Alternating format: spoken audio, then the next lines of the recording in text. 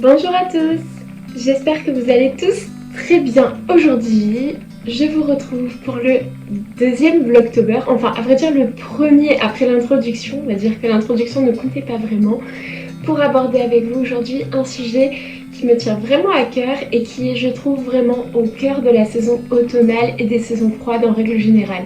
Aujourd'hui, nous allons aborder le sujet de la maison cosy, du foyer, de là où l'on vit et où il fait bon vivre. Comment rendre une maison un foyer, c'est le sujet que nous allons aborder aujourd'hui. En anglais, il y a un mot pour dire maison, l'habitation, et maison, l'habitation, mais qui est habitée, qui est remplie de joie et d'amour, et là où on se sent bien. On différencie du coup la maison house du foyer home. C'est un sujet qui me tient particulièrement à cœur, comme je vous le disais, puisque notre maison est l'endroit où l'on aime se ressourcer, où il fait bon vivre et où on vient se réfugier lorsque le monde extérieur est trop rude. J'ai toujours eu à cœur d'avoir une maison accueillante pour quiconque voudrait y séjourner. Tous mes amis et ma famille sont toujours les bienvenus à la maison et j'ai vraiment à cœur que règne chez nous cette ambiance chaleureuse et de bienvenue pour chaque personne qui franchira le seuil. Beaucoup d'entre vous me posent parfois des questions sur la décoration, comment avoir une maison plus accueillante, plus cosy, etc. Eh bien, c'est le sujet que nous allons aborder ensemble aujourd'hui. J'ai pris des petites notes dans mon cahier YouTube, je l'appelle comme ça tout simplement puisque quand j'ai lancé ma chaîne il y a presque 2 ans maintenant, c'est le petit cahier d'organisation que je m'étais créé pour pouvoir noter toutes mes idées. Et depuis, il m'accompagne toujours et je vous avoue que même si c'est vraiment devenu comme un cahier de brouillon, c'est vraiment un cahier voilà, qui me tient à cœur et où je note toujours mes idées puisque ça me rappelle les tout débuts sur ma chaîne lorsque j'hésitais encore à me lancer et quand mes amis m'ont vraiment encouragée. Du coup, j'ai noté tout ce qui concerne la vidéo d'aujourd'hui dans ce carnet. C'était le moment un petit peu nostalgie, mais maintenant je vais vous dévoiler tout ce que j'ai noté. Le début de l'automne et la saison froide, c'est vraiment la période où il fait nuit plus tôt, où on est beaucoup plus à la maison qu'au printemps et en été. Et donc, quoi de mieux que de se sentir bien chez soi pour passer un bon hiver. Un petit peu à l'image des animaux qui hibernent, je ne sais jamais vraiment comment on dit, j'ai envie de vous donner des conseils qui pourront vous aider peut-être à créer un environnement chaleureux et où il fera bon vivre chez vous pour pouvoir passer l'automne et l'hiver bien au chaud. Le mois d'octobre, je trouve que c'est une période parfaite pour cela puisque c'est vraiment le début de l'arrivée des saisons froides. Il ne fait pas encore trop froid, ça nous permet aussi de pouvoir nous occuper du jardin, mais ça j'y reviendrai dans une prochaine vidéo, et de tout mettre en place pour que l'hiver se déroule bien. D'ailleurs, le mois d'octobre a toujours été ce type de période de transition, même à travers les âges. Lorsque par exemple les personnes travaillaient au champ, il y avait vraiment toute une routine à suivre durant le mois d'octobre pour préparer l'hiver, et il en allait de même des foyers où il fallait commencer à faire des réserves de bois par exemple. Bon, bien sûr aujourd'hui on ne vit plus à cette époque là et nous avons tous le chauffage chez nous, enfin je crois, et d'ailleurs nous en sommes très privilégiés je pense si nous avons un toit au-dessus de la tête et de quoi nous chauffer. Mais quoi qu'il en soit, même si les âges ont évolué depuis, je trouve que le mois d'octobre a toujours été cette période de transition à la préparation de l'hiver, et du coup quel meilleur moment pour pouvoir organiser votre intérieur pour vous sentir bien. La première petite chose que j'ai notée dans mon carnet, il s'agit peut-être de quelque chose qui paraîtra pas très important pour beaucoup d'entre vous, mais personnellement je trouve que c'est vraiment un petit coin très sympa qui permet de vivre cette saison différemment et que personnellement j'apprécie beaucoup. Mon premier conseil est donc de vous créer un petit coin cosy si vous aimez la lecture pour y lire ou y feuilleter des magazines. Si vous aimez une toute autre activité, vous pourrez bien sûr la réaliser dans ce petit coin. Personnellement, il s'agit de mon coin lecture et magazine, mais qui peut aussi se transformer en coin broderie lorsque j'ai un projet en cours par exemple. Le tout est que cet endroit soit vraiment chaleureux et confortable et que quand vous vous y installiez, vous soyez vraiment à l'aise pour réaliser vos activités préférées. Personnellement, n'ayant pas non plus un espace illimité à la maison, j'ai opté tout simplement pour un porte-revue dans lequel je viens glisser mes magazines. Et d'ailleurs, comme vous pourrez le voir à l'image, il commence à être un petit peu surpeuplé. À l'intérieur, j'y glisse mes Daphné Diary bien entendu, mais aussi le magazine Esprit d'ici dont je vous parle souvent. Il y a quelques magazines Shabby Style et des magazines également de patchwork comme le Simply Vintage. Ce sont des revues que j'aime feuilleter pour trouver l'inspiration et pour me détendre.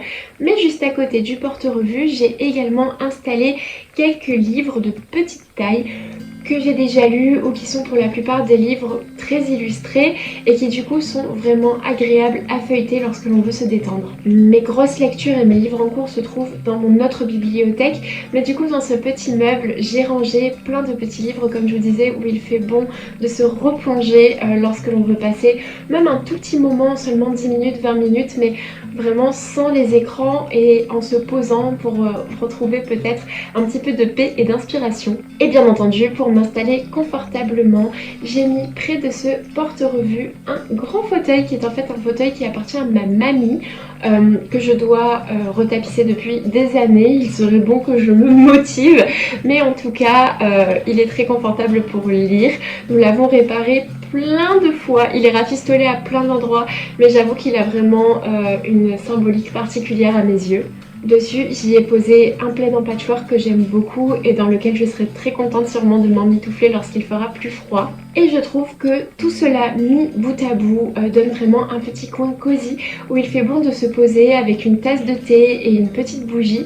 Et je trouve d'ailleurs que ce petit coin a une ambiance vraiment particulièrement chaleureuse à la nuit tombée.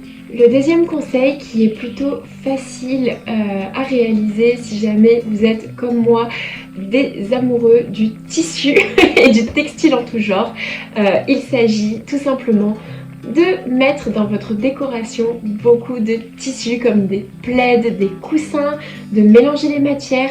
Je trouve que ça fait vraiment une atmosphère particulièrement chaleureuse et encore plus en automne où on peut vraiment s'amuser avec, comme je vous disais, les mélanges de matières et pourquoi pas même les imprimer. Sur mon canapé, j'ai toujours énormément de coussins et sur mon lit aussi d'ailleurs, et parfois ça fait un petit peu râler mon fiancé mais c'est plutôt drôle, c'est devenu une blague entre nous. Mais du coup, je pose vraiment beaucoup de coussins sur mon canapé. En l'occurrence ici, ce sont des motifs d'automne, mais ça peut être aussi des coussins unis ou pourquoi pas des coussins faits en crochet. C'est assez accessible tout simplement parce que je pense qu'on a tous des petits coussins chez soi et que du coup, il vous suffira de les recouvrir avec ce que vous aimez. Ça sera peut-être l'occasion d'utiliser vos chutes de tissu et de réaliser un patchwork, que ça sert pour mettre sur des coussins ou pour faire un plaid. Et je trouve évidemment que le patchwork donne une petite touche de chaleur dans l'intérieur. Au moins c'est assez économique et en même temps c'est une activité très plaisante à faire à la saison froide. En plus de ça, ça viendra décorer joliment votre intérieur, du coup autant allier l'utile à l'agréable. Sur le canapé, j'aime aussi laisser un grand plaid qui est en réalité le plaid de Pipin, mais on va faire comme si c'était pas vraiment le cas. À vrai dire, il y en a souvent deux sur mon canapé, le plaid de Pipin et le plaid dans lequel j'aime m'envelopper lorsque je fais une activité le soir, principalement sur le canapé. Et autant vous dire que la méridienne de mon canapé a vu passer de longues heures de broderie. Le troisième conseil que je peux vous donner si vous voulez donner une touche chaleureuse à votre intérieur, c'est de privilégier les matières naturelles. Par matière naturelle, j'entends notamment le bois. Pour les meubles, comme vous l'aurez vu juste à côté de moi, se trouve une grande armoire en bois qui n'est pas du tout, je n'ai pas du tout de mérite à m'attribuer pour cette armoire puisqu'elle était déjà là lorsque nous avons aménagé et qu'elle est littéralement incrustée dans le mur. Mais je vous avoue que ça a été un critère assez déterminant pour choisir notre maison parce que j'ai vraiment hyper craqué sur ces grandes portes en bois. Et par la suite, la décoration a suivi le pas avec notamment le fauteuil que je vous ai montré qui est en bois, la petite commode derrière moi qui est en bois également.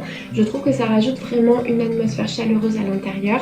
Mais si jamais vous ne pouvez pas avoir de meubles en bois chez vous, peut-être parce que ça va être difficile à trouver ou parce que voilà, vous avez déjà un appartement meublé et vous ne souhaitez pas changer tous les meubles sous prétexte que vous voulez refaire la décoration, je trouve que l'osier est aussi un très bon compromis pour ajouter de la chaleur dans votre intérieur. Donc ça peut être avec des plateaux, en l'occurrence j'ai aussi une petite cabane pour mes chats qui est en osier et qui est de la récup.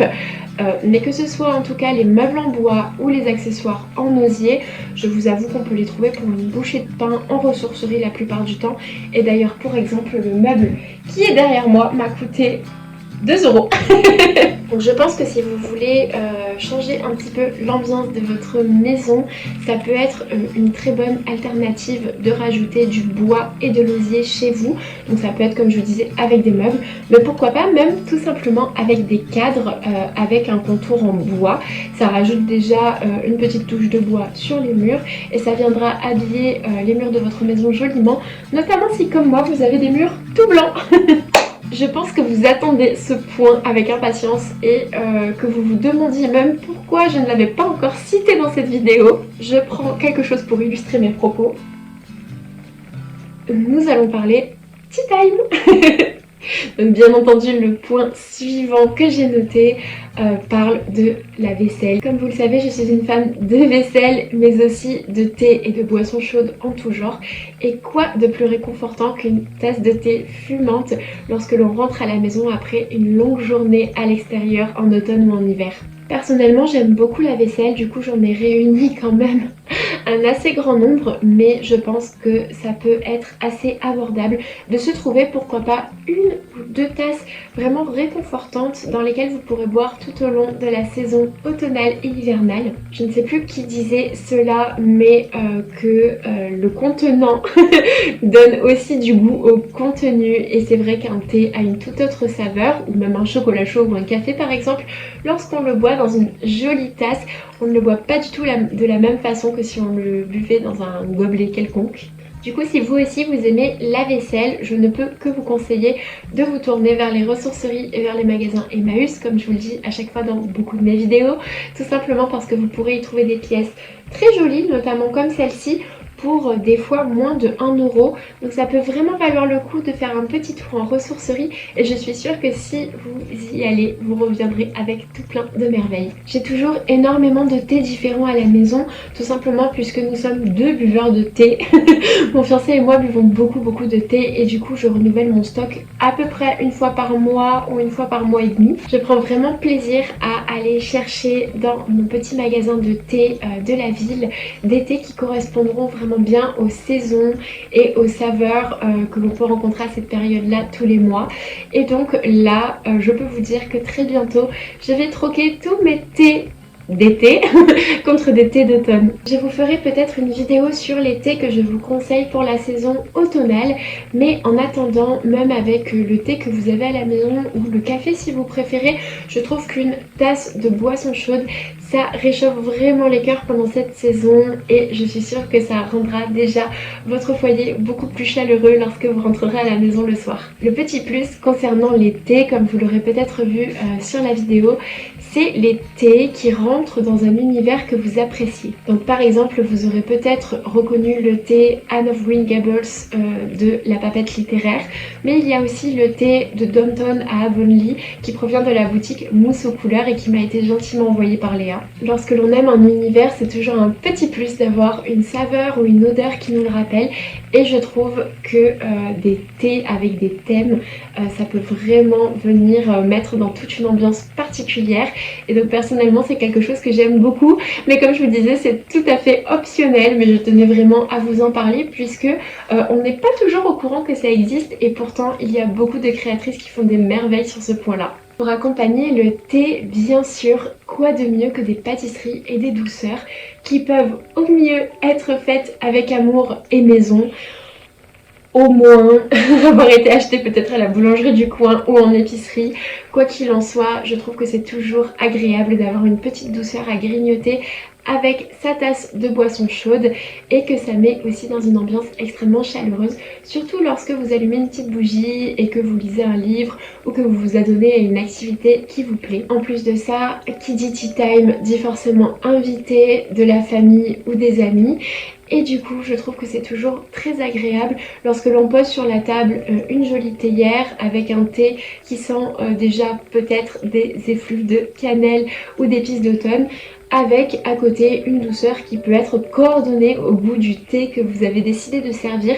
Personnellement, c'est quelque chose que j'aime beaucoup faire et qui, je trouve, permet de montrer qu'on accorde vraiment de l'importance à la personne que l'on reçoit. Donc je ne peux que vous conseiller d'accompagner votre thé d'une petite douceur que vous aurez fait vous-même au mieux ou acheter et qui s'accordera à la boisson que vous voulez servir. Et bien entendu, qui dit recevoir des amis ou de la famille autour d'un thé, dit aussi papoter. Mais du coup, si vous aussi vous êtes très bavard et que lorsque vous recevez des personnes que vous aimez, vous ne pouvez pas vous empêcher de discuter avec eux de longues heures autour de cette fameuse tasse de thé, autant vous dire que le thé va refroidir assez vite, surtout s'il commence à faire froid. Donc personnellement, ce que j'adore utiliser, ce sont ce que l'on appelle des tea cosy. Un tea cosy, c'est tout simplement une housse de théière qui est un petit peu molletonnée, matelassée, et que l'on va placer par-dessus la théière pour éviter au thé de refroidir trop vite. C'est un accessoire que j'adore à l'automne et à l'hiver, et j'en ai d'ailleurs plusieurs. J'en ai 3 pour l'instant dans ma collection, mais j'ai envie d'en faire tout plein d'autres. Je vous avoue que je me retiens vraiment de m'en faire tout plein. J'ai déjà plein d'idées pour m'en faire d'autres dans des teintes d'automne. Et en tout cas, ne serait-ce que de m'en avoir un seul, ça peut vous permettre de garder votre thé au chaud. Et notamment aussi, si vous êtes seul à la maison à boire du thé et que vous faites une théière pour toute la journée, ça vous permettra de la garder bien au chaud et d'avoir du thé fumant à chaque fois que vous vous resservez une tasse.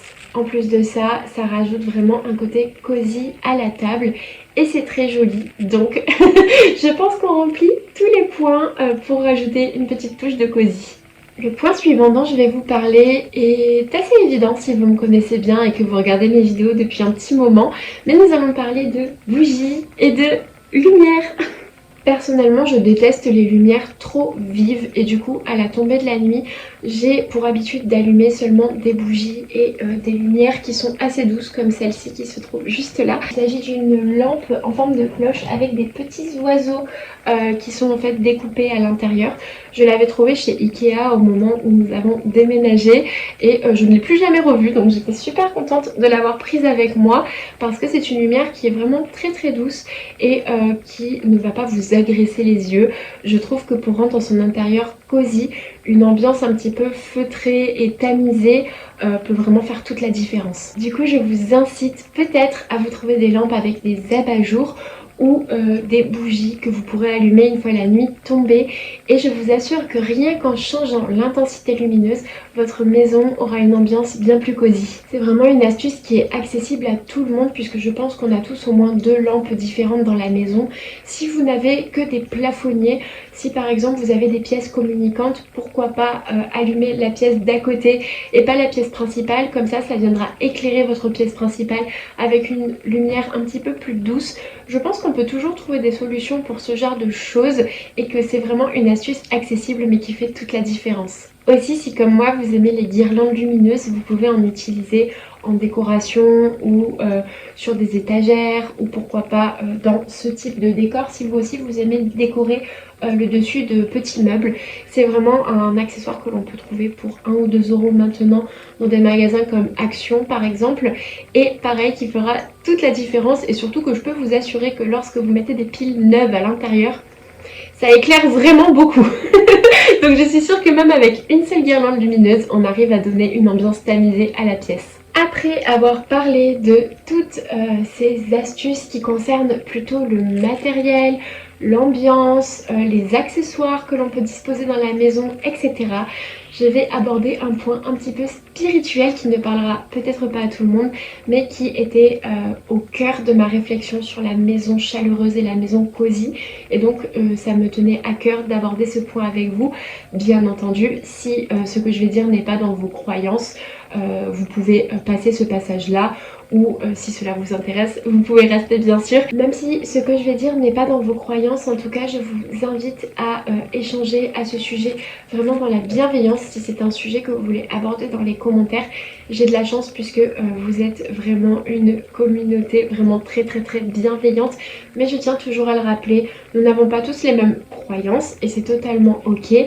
Seulement s'il vous plaît, restez respectueux dans les commentaires même si cela n'est pas dans vos croyances. Je vais vous parler de la prière et de l'importance de la prière au sein d'un foyer. Personnellement, je trouve qu'un bon moyen de garder une maison chaleureuse et accueillante et qui dégage entre guillemets, puisque je n'ai pas d'autre terme pour le définir, de bonnes énergies, c'est de prier pour sa maison, prier pour sa famille, prier pour son foyer, mais aussi pour toutes les personnes que l'on reçoit et qui passeront par notre foyer. Personnellement, j'aime beaucoup faire un petit temps lecture de la Bible. C'est très souvent soit le matin lorsque je prends mon petit déjeuner, soit à l'heure du thé si je suis à la maison à ce moment-là.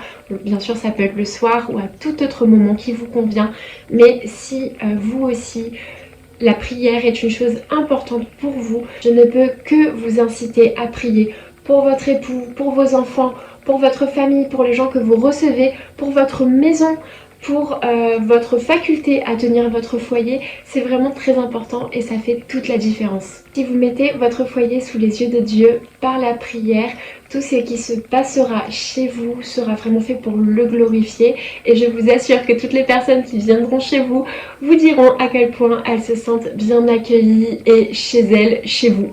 Évidemment que vous soyez mère au foyer ou juste femme au foyer, que vous travaillez à l'extérieur à temps plein ou à mi-temps, peu importe, mais si vous avez à cœur de bien vous occuper de votre maison, la prière fait partie de l'entretien de la maison et du foyer. Je trouve qu'on voit vraiment un avant et un après lorsque l'on confie son foyer au Seigneur et c'est vraiment quelque chose que j'ai pu expérimenter tout au long de ma vie d'adulte à partir du moment où j'ai commencé à habiter avec mon fiancé. Également si vous avez des difficultés sur certaines choses, des choses que vous aimeriez améliorer, peut-être que vous avez tendance à laisser traîner certaines tâches, etc. Ce n'est parfois pas évident et on s'accable énormément, mais si vous gardez en tête que chaque chose que vous faites pour votre maison et pour votre famille est aussi une prière et une rencontre du Seigneur, si vous faites toutes ces choses pour le glorifier, alors je vous assure que entretenir votre maison et votre foyer prendra une toute autre allure et une toute autre dimension. Pour le dernier point de cette vidéo, on va repasser du côté terrestre des choses avec un conseil qui rejoint beaucoup celui du bois que je vous ai donné précédemment, mais nous allons aussi parler décoration naturelle. Personnellement, j'adore réaliser de petites décos avec pourquoi pas des fleurs que vous aurez trouvées à l'extérieur et que vous auriez fait sécher. J'en ai tout plein dans la maison, des bouquets séchés, j'adore ça et je trouve que ça donne vraiment une ambiance particulière à la maison en toute saison, mais à l'automne particulièrement. Par exemple, j'ai récupéré une grande branche d'arbre en forêt que j'ai verni de la couleur de mes meubles et auquel j'aime suspendre les plantes aromatiques du jardin que je fais sécher par exemple. Cette décoration m'aura coûté 0 €, enfin si un petit peu puisque j'ai utilisé du vernis mais que j'avais déjà depuis un certain temps.